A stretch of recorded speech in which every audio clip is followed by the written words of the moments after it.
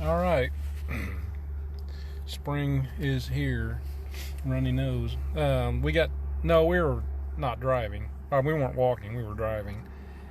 We finished up. That was about I'm going to say 25-mile stretch, and we also found where you get off the trail, the Natchez Trail Parkway on Mississippi 25 Highway, which is by the Vanleigh, or else Tishomingo RV service, which is, they do nothing but Vanleigh products here. Alabama is where they build the Tiffin motorhomes. It's not very far, the Red Bay. I'll get out a little bit and show you in the daylight this service center, and I'll probably say this video anyway to send it to some friends. So if I talk about some boring RV stuff, that might not interest my sister Mary necessarily, or it might. But anyway, RV repairs. I'm gonna put the other review on. Spit my gum out so you don't have to listen to me chomp that like the last video.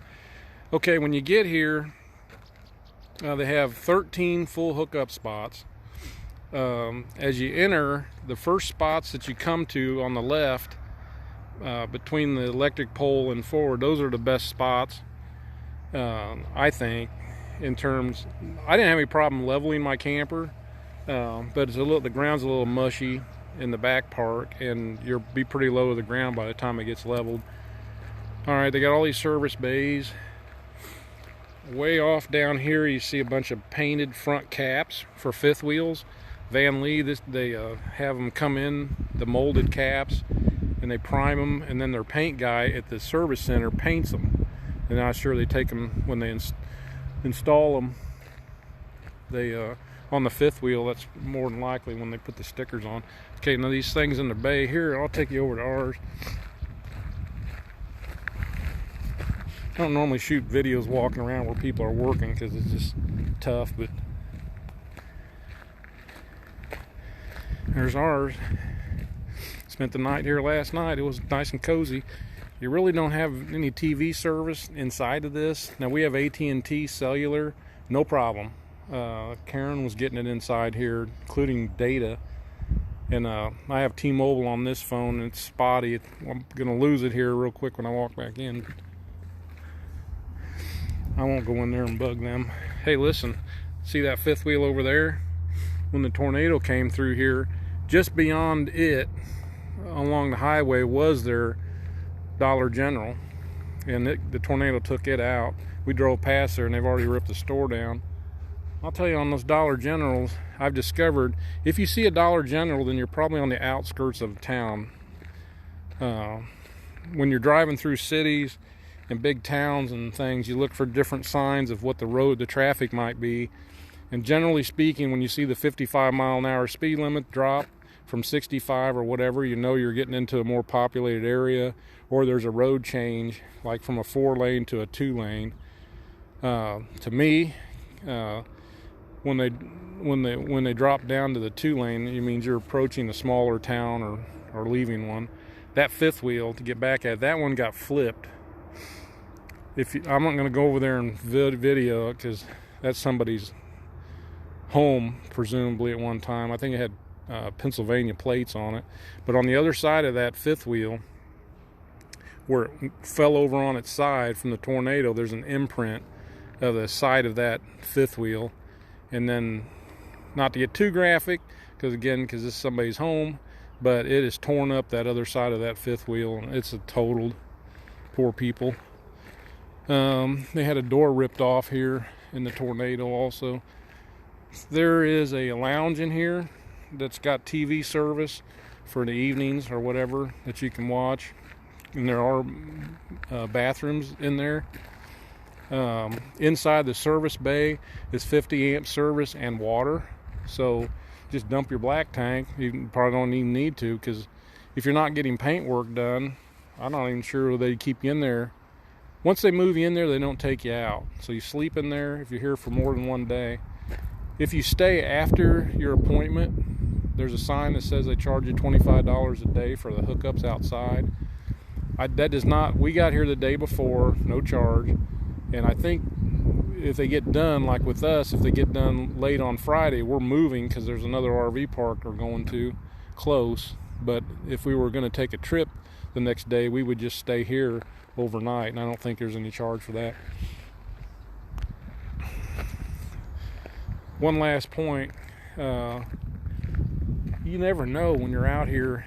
We're not going to be able to do the factory tour, unfortunately, so I can see how a lot of the systems are installed, and that answers a lot of questions in terms of like mechanical things that you might, difficulties later, things that break. If you see them put together, it kind of gives you a better idea of how to get access to things.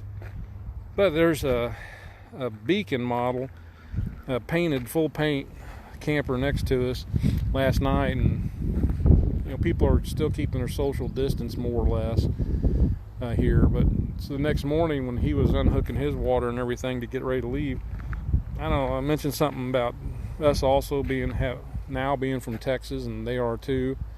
And he said, yeah, we used to live in in Missouri, some small town. He said, but we were really from Parkville, because where he worked up in Parkville doing telecommunications. And then they got into a conversation about, he knew what United Telecom was and Sprint, and some of the people from his old company that went to Sprint. So here we are, lo and behold, in northern Mississippi, parked next to a guy that's from the same area that we are, that now lives in Texas. They're full-timers, never had an RV before, ever, and decided on one of these nice Beacons. I'm going to walk over to one of those and show you the paint job on it. They got a blue one and a red. I like the blue ones. They're gorgeous. But anyway, lots of research he did, and decided to go all out and get one of these fancy Beacons. Yeah, these Beacons are our same trailer, Volano, but with fancy paint, and the woodwork's upgraded on them.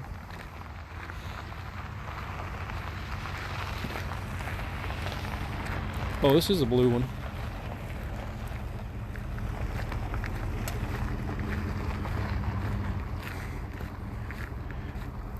They know what they're doing. This is just motorhome quality on a fifth wheel. The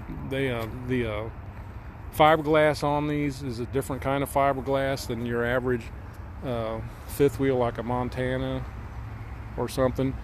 This is much smoother, way different.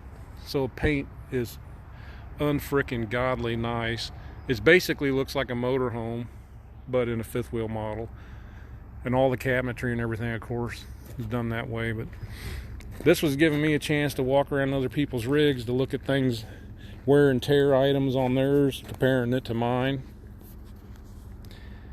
You get the added benefit of all the other owners telling you the things they've done to their rigs or any problems they've had and how they handled it. But I could walk around these and look at like rubber areas, rubber parts of suspension, in the hitch itself, or the kingpin, and look at tire wear, compare those, and to see what's normal and what isn't.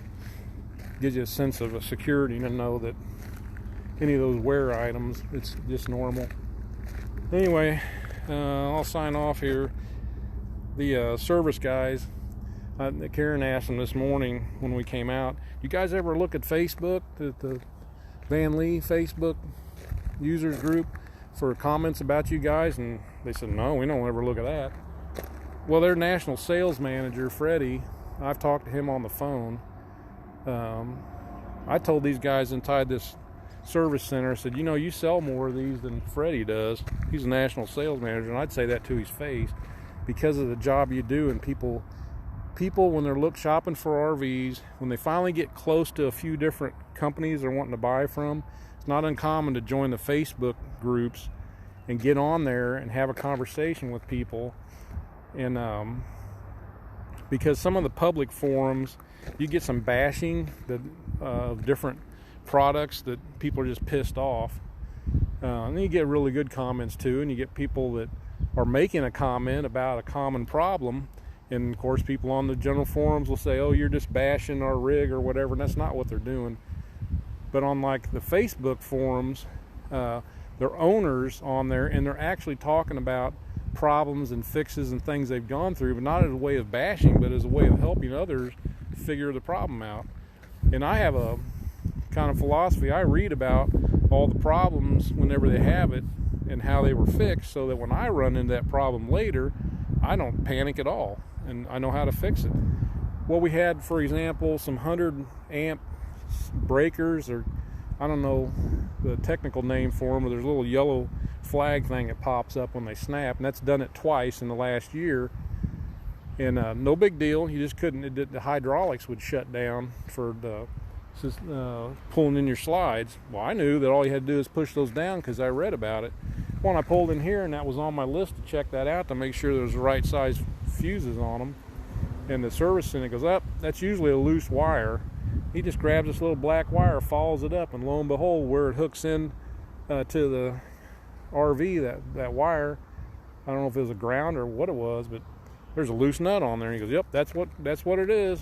So now I know, and I can tell everybody else, go check for that nut because they come loose.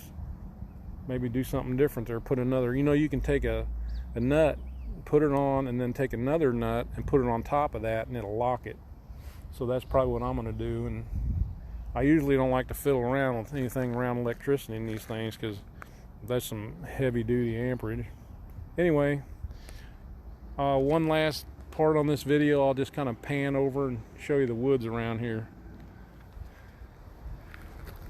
I don't know what's behind there, and I don't want to know because there were some wildlife sounds that came out of it. All right. So